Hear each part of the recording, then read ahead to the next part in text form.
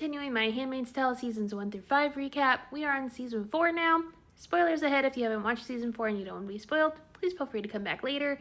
We start off where season 3 ended. June has been badly hurt after all the children were taken out of Gilead. She's being transported with all of her fellow handmaids to a safe location. Guys are looking for them. They end up finding this farmhouse that is owned by a very old man named Commander Robert Keyes and his extremely young wife, Esther Keyes. He's played by a very young McKenna Grace. Esther is fascinated by June because I think June just embodies this heroic person that she always wants to be. We can tell right away that Esther has some things going on. She's extremely angry at Gilead, and we learned that their farmhouse is kind of being used for people in Mayday to come and kind of lay low. And so Esther is involved with Mayday. While June is recovering, she's kind of learning a little bit more about Esther. Esther's kind of disappointed that June isn't immediately let's go get Gilead, because she's still, healing. But we do find out what's been going on to poor Esther. Her husband is impotent, so he's been having a bunch of men come to the farmhouse to try to impregnate her, a bunch of guards, a bunch of just random gross men who have come to essay her. And so she's lived a terrible life on this farm. She discloses this to June after kind of a tense dinner. And later on, we see a guard show up, intent on, essaying Esther again. June asks her, is this one of the guys that's been doing this? And she's like, mm-hmm. So basically they tie him up, and June strings him up in the farmhouse and she gives Esther a knife and says, go at it. And so Esther kills the guard. This, of course, brings up more problems later when people show up at the farmhouse looking for this man.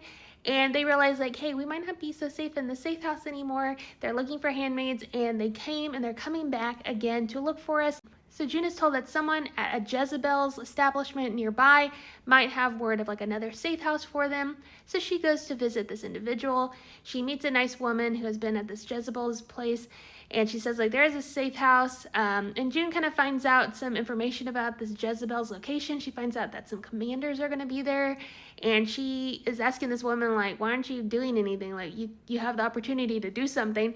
And the woman's well, Mayday, we're waiting for Mayday. And June is you are Mayday. We are Mayday.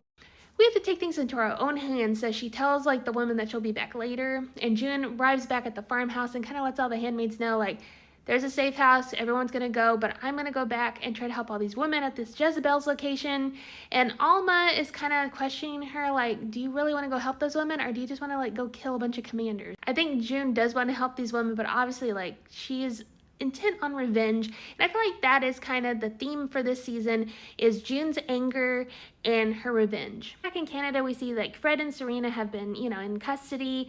They are told by Mark that June was successful in getting 80 something children from Gilead into Canada, and they basically warn Mark there's gonna be war. That's so many children. Tension's high between Serena and Fred. Obviously they're not quite getting along. We do see Lydia has been interrogated in Gilead for the last 19 days. We see Lydia, she's all bruised and battered. It was a rough interrogation, but they the council tells Lydia okay, you're okay now, we're looking for the handmaids, and she's basically lets them know June is to blame for all this. June should be on the wall, and when you find June, I want her brought to me. And so Lydia is so angry at June, and that kind of sets us up for later on. We also see that Commander Lawrence has been taken into custody. Nick is trying to help him get out of the situation and help him get more power back, because obviously Nick has been kind of helping Lawrence a little bit here and there. We also see Rita is kind of reintegrating into society in Canada. She gives a speech at one of Luke and Moira's, events to try to get funding to help, the cause. And we can tell Rita is still trying to kind of get her footing. She, it's a lot of change, a lot to go through. We also see that a lot of the kids that have been saved from Gilead are having a really hard time adjusting to their new homes, because even though they were reunited with family, they were in Gilead for so long that the only family that they knew was their Gilead families. So we see Moira approach this little boy who's really homesick. He wants to go back to Gilead. The food in Gilead, he misses it. Moira and Emily have some conversations, and Moira kind of tells Emily, I never signed up to be a mom. I didn't want to be a mom. I'm taking care of Nicole. And later on when she gets back from visiting that little boy, she's June just made this decision. She just affected all these children's lives without thinking about how hard it would be for them to have like a new home, to be taken away from the one home that they were familiar with. And she's kind of angry at June. She's like, she doesn't think and she just makes decisions, and I have to clean up her messes. So we see that Moira is kind of like in a tricky situation, and honestly so is Luke. They're all kind of dealing with Nicole, and there's just so much trauma that they're both dealing with. And so is Emily. Emily's there, and you know, she's talking about like her process of kind of trying to get back into the swing of things with her own family. Things are just difficult in Canada. So back at the farmhouse, we learn that Esther has kind of kept her husband kind of docile because she's been slowly poisoning him with this like plant. So June approaches her with the idea to make like a large batch of this poison to give to the girls at that Jezebel's location, to put in like some alcohol, and then they can like give it to the commanders that are going to be there. And so Esther helps her make like a batch, and June leaves. And the handmaids, like Janine is like, we'll wait here for you. She leaves to go to the Jezebel's location. She helps her like mix it with tequila, and you know, she leaves as all the commanders are drinking this stuff. She gets back into this bread truck with this guard who has been working with Mayday, and he drives her back to the farmhouse. But when they get there, things are completely silent, and June knows immediately something's wrong. They get out of the car. The guy is really sweet. He's like, I'm not going to leave you alone. But as they're walking towards the farmhouse, he gets shot and he dies. And then all the guys come out to arrest June, and Nick is there. Nick kind of bends over and lets her know, like, I'm trying to keep you alive. I'm so sorry. But she gets taken into custody, and of course she gets delivered right into the hands of Lydia, who is furious with June and wants to make her suffer. Back in Canada, Moira has arranged for that little boy that was having a hard time. She gets Rita to like go visit him, and that kind of helps the situation. Rita kind of bonds with that little boy, lets him know like, yeah, I'm homesick too, like this is different. We see Serena get a medical checkup, and we learn that Serena is pregnant with Fred's baby. And Serena calls Rita in, and she tells Rita like, hey, blessed be, I'm pregnant. And Rita has a little bit of like a Stockholm syndrome, almost like she looks kind of favorably on Serena, like, oh, that's so nice that she wanted to share this with me. And Serena asks Rita, like, would you be willing to help take care of my baby? And Rita kind of agrees, but then later she's approached by Mark, and like Serena's just assumed that she will like talk on behalf of Serena and say that she didn't actually commit any crimes and that she was being forced by Fred. So Rita, in retaliation, goes to Fred and goes like, take care of your own family, and lets Fred know that Serena is pregnant. So June has basically been delivered to Aunt Lydia, and there's this other man there trying to get information from her to figure out like, where did the handmaids go?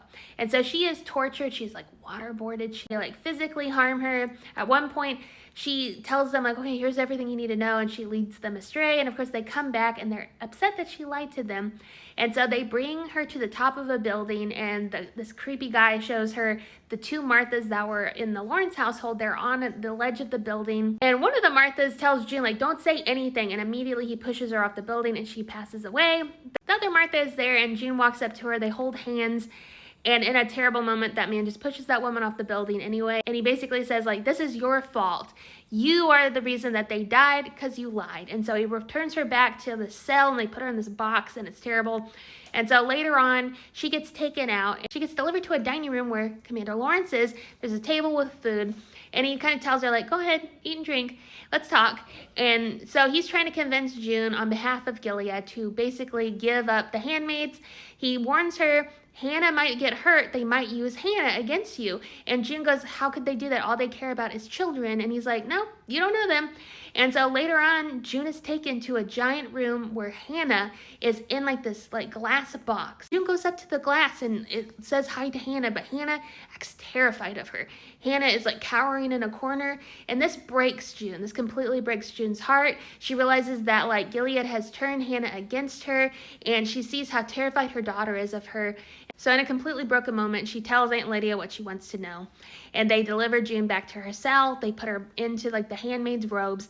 And Lydia, she's just so evil in this season. She goes into June's face and she goes, see, all of this is your fault. Just know that every single death that occurred, all the destruction you've imparted is all your fault. That is just awful. And so we basically see the other handmaids get captured from the safe house. They get brought back to Gilead, and basically all the handmaids plus June are going to be taken to like a breeding center or something that is kind of there for disgraced handmaids. While they're in the car that's carrying the handmaids, Aunt Lydia and this other guy that's the driver stops because a train is about to cross, and the driver tells Lydia, I want to, step out and do my business.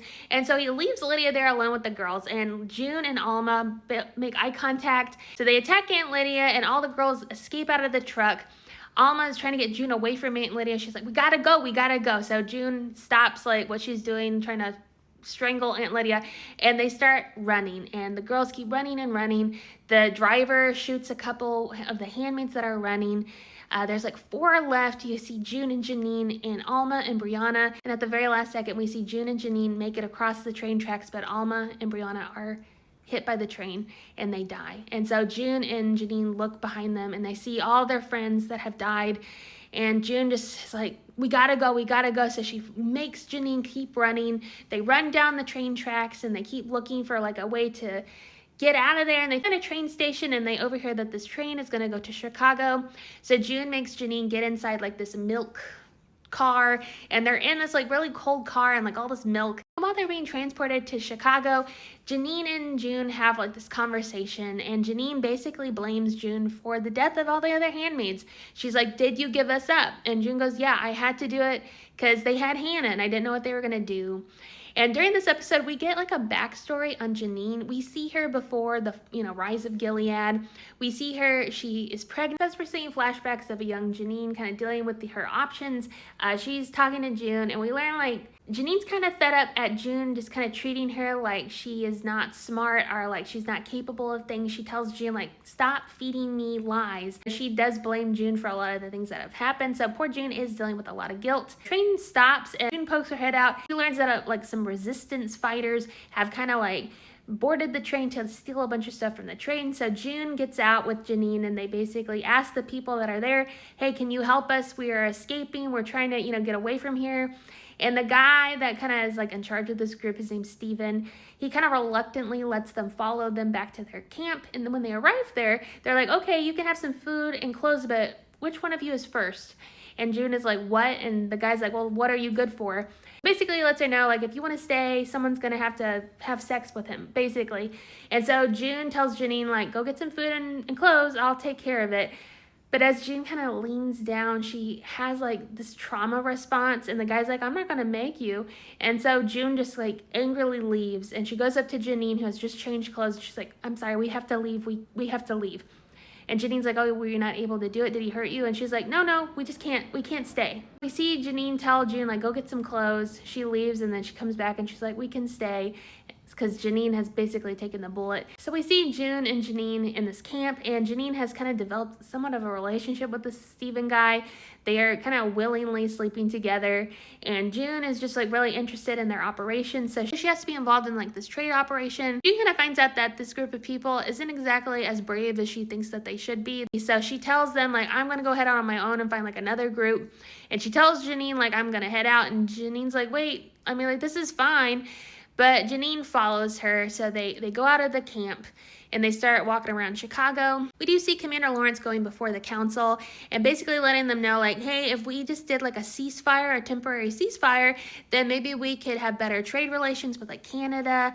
And the commanders kind of agree to do a temporary ceasefire in that area, but then they say we want to do an airstrike beforehand, and Nick is at first like, oh, please don't do that, because he knows that June and Janine are in that area, but he has no control. So while June and Janine are out on the street, an airstrike happens, bombs go off, and they are knocked unconscious. So June wakes up in the rubble, she stands up, and through like the smoke and the dust, she sees Moira. Moira's there because she is on like a humanitarian mission with her girlfriend. They have like come to help like the refugees there. She sees June and she's like, oh my gosh, June, I found you. And so she grabs June, puts her in a car. They drive to this boat where she learns that they cannot stay and they can't really administer any aid because like of the airstrikes, they have to leave. And so she begs her girlfriend, like, okay, let June get on the boat with us, let her go. And her girlfriend's like, I'm sorry, that would violate the agreement we had with Gilead. She cannot come. And there are so many refugees that are like hanging out by the boat that are pleading and begging for any assistance. And Moira just sneaks June onto the boat, and June is honestly very upset with Moira because she's like, I can't leave. I don't know where Janine is, because they couldn't find Janine. And she's like, I don't have Hannah. I can't go. But Moira basically kind of guilts her onto the boat because she's like, I'm not going to leave you again. Do not make me leave you again. So June sneaks on the boat. And then later on, Moira has to kind of fess up to her girlfriend and the rest of the boat crew. Hey, I snuck my friend on there. And she gets told, like, this is a bad thing. They basically let June and Moira know that, like, Gilead forces are going to be coming to check on the boat while they're leaving, like, the Gilead waters. And they're like, we can't explain why June is here. June basically agrees for them to, like, give her up, even though Moira is like, what are you doing? And so they're on the edge of the boat, and then Moira's girlfriend has, like, a second thought, and she's like, okay, get her an ID. Let's hope this works. And so thankfully, Gilead forces are aboard the boat, and, you know, they kind of believe June's identification, and so they leave. But then Moira's girlfriend breaks up with her because she's like, you put us all at risk for one person. You put our operation at risk to save one individual, and she breaks up with her. And then Moira and June have this conversation because Moira finds June on the edge of the boat. She's trying to get, like, one of the lifeboats off, and she's like, what are you doing? And June is like, I cannot leave without Hannah. I can't face anyone without bringing my daughter back. And so she basically tells Moira, I'm scared to see Luke because I failed as a mother. Like, I didn't get our daughter back. How can I face him? How can I, like, tell him that I'm here and Hannah's not? And Moira, like, comforts her and lets her know, like, he'll be so excited to see you. Please don't do this. And then we see June and Luke reunite on the boat when they dock. You know, she just is like, I'm sorry, it's just me. I'm sorry, it's just me. And Luke is like, no, I'm so happy. I'm so happy you're here. And so they embrace. And, you know, things are kind of awkward, but, like, they're just happy to see each other again.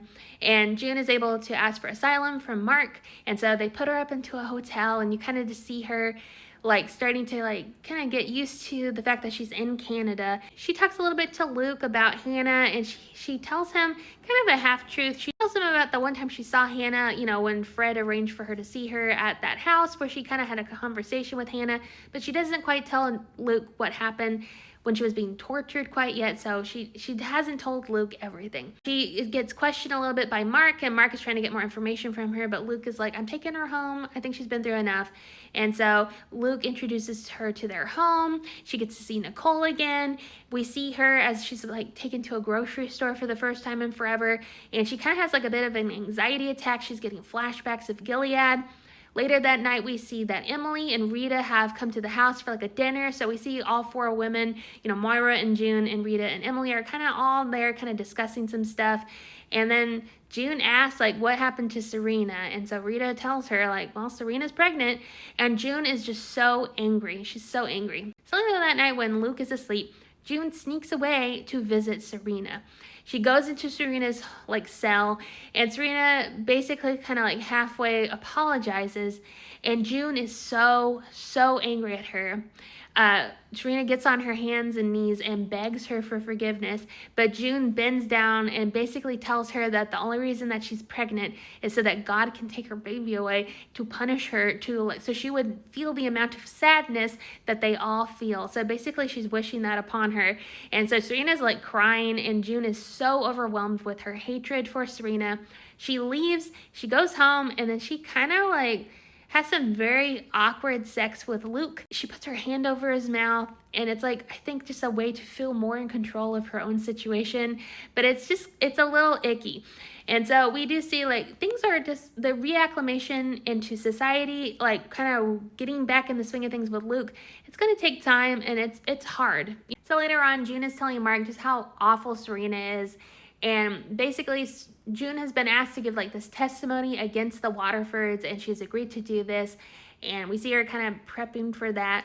We do see there's a support group that Moira kind of runs for handmaids and other women that have escaped Gilead, and we see while they're in the library, this strange woman approaches Emily and is, like, begging to talk to her, and Emily's like, I don't want to talk to you, and June keeps pressing her, like, who is this woman? And basically Emily admits, like, this woman was an aunt and terrible things to her, and June is like, well, why don't you confront her? Like, why not? That'll make you feel better. And Emily's like, not everyone's like you. And so June is just kind of assuming that Emily needs what she needed with Serena. And so, I mean, June's just dealing with it. And so is everyone, right? We see Gilead, like, Lydia is, like, running on a treadmill. She's getting strong. She's, like, very angry. And she is dealing with some, like, other aunts that are younger than her that are kind of mocking her. Like, she is just, like, out for blood. She's not happy in her life. We've seen June give her testimony against the Waterfords. She tells like basically all this stuff that happened to her.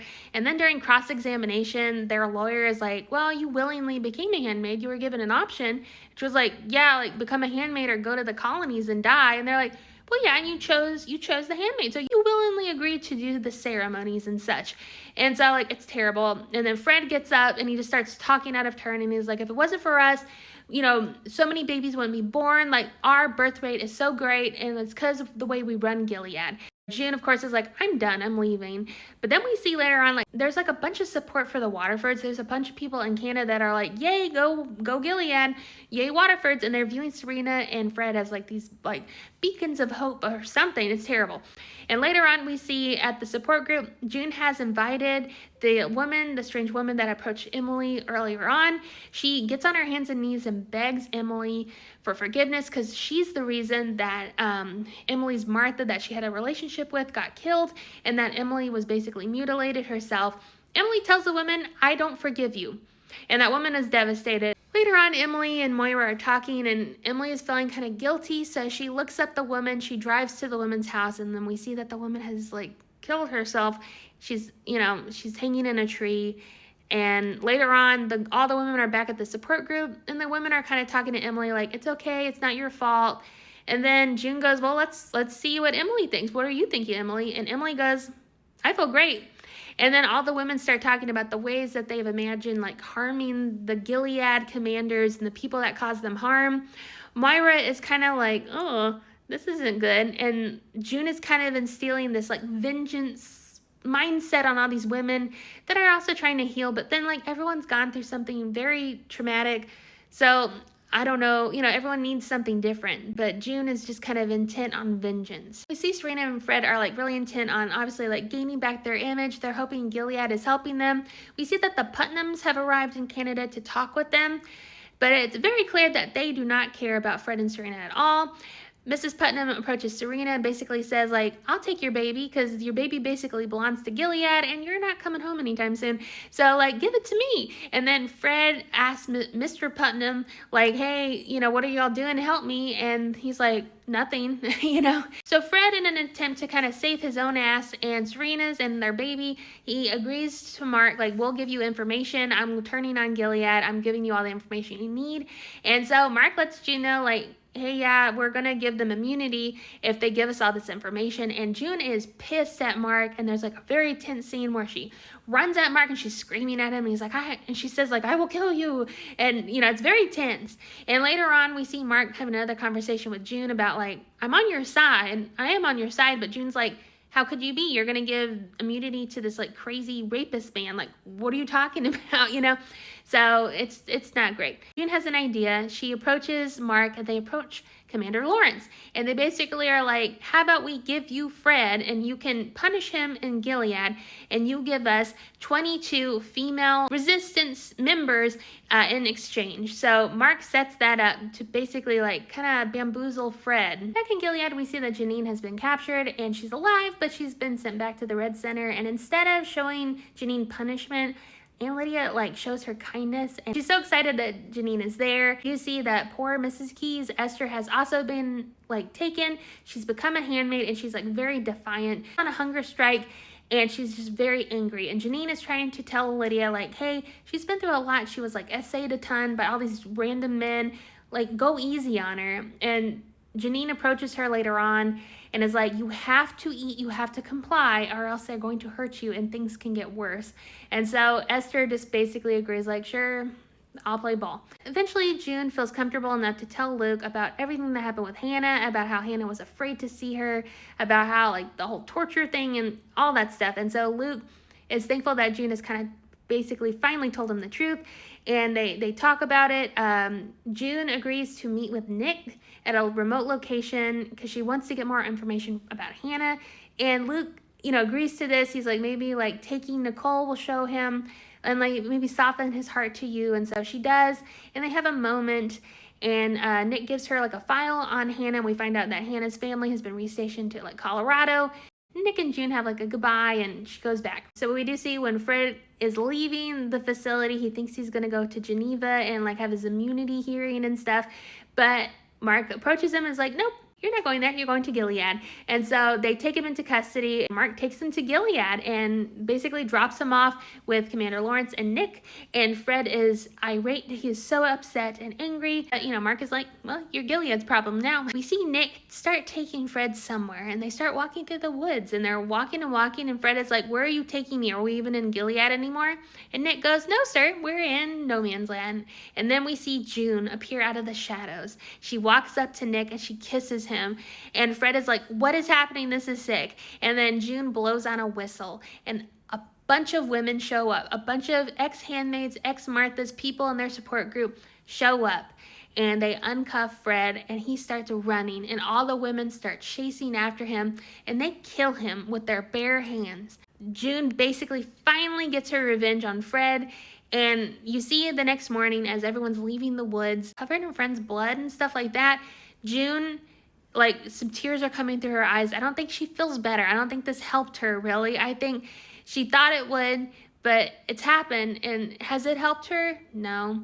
We see earlier in the episode, she's talking to Emily before all this stuff happens, and she's like, I don't know why I can't just let it go. I don't know why I can't just be with my family and move on. She's like, a good mother would let it go. These women have gone through so much trauma, and when someone treats you that horribly, of course, there's something inside your head that wants to see them suffer. But I think June is realizing the vengeance journey she's been on isn't necessarily healthy. She's starting to move on. But yeah, this season is rough because we just see June's mental state. It's just very fragile. She's dealing with a lot of emotions. Things are just really rough with, reacclimating into society, her relationship with Luke. Obviously, both of them love each other, but it's just been tough. She still cares about Nick. Nick is still kind of in the picture, and that's hard for Luke. So it's just an interesting combination of a bunch of different emotions. And that's how season 4 ends, with Fred dying and June kind of dealing with the aftermath of that. So yeah, in season 5, we see even more of the aftermath of that decision. And yeah, it's another interesting season. But what did y'all think about season 4?